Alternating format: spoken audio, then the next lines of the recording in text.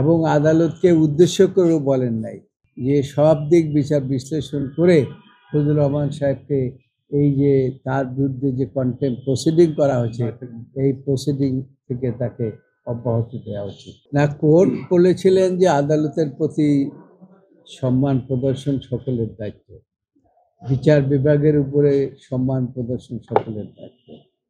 এই পরিপ্রেক্ষিতে আমি বলেছি যে মাননীয় আদালত, মিস্টার ফজলুর রহমান যে ওয়াজ এ ভেটারান ফ্রিডম ফাইটার, মুক্তিযুদ্ধের সময় মানুষ কিভাবে কাটিয়েছে, যারা আমরা মুক্তিযুদ্ধ করেছি তারা কিভাবে জীবনকে কোনোভাবে বাঁচিয়ে এখন পর্যন্ত আছি, আজকের দিনে অনেকেই এই মুক্তিযোদ্ধাদের কথা ভুলে যায়। Bashundhara public school and college 2026 শিক্ষাবর্ষে ভর্তি চলছে।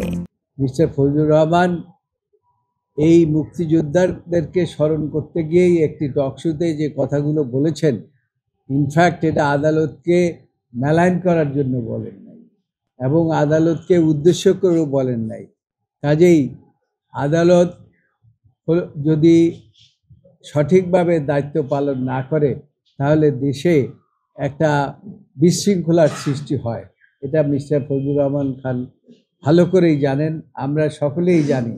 সেই জন্য আজকে দিনে আপনারা কন্টেম্প করেছেন, আপনাদের কন্টেম্পের প্রতি সম্মান প্রদর্শন করে মিস্টার ফজলুর রহমানকে নিয়ে আমরা হাজির হয়েছি এবং ইতিমধ্যেই রুহুল কুদ্দুস কাজল একটি আবেদন প্লেস করেছে আপনাদের সামনে।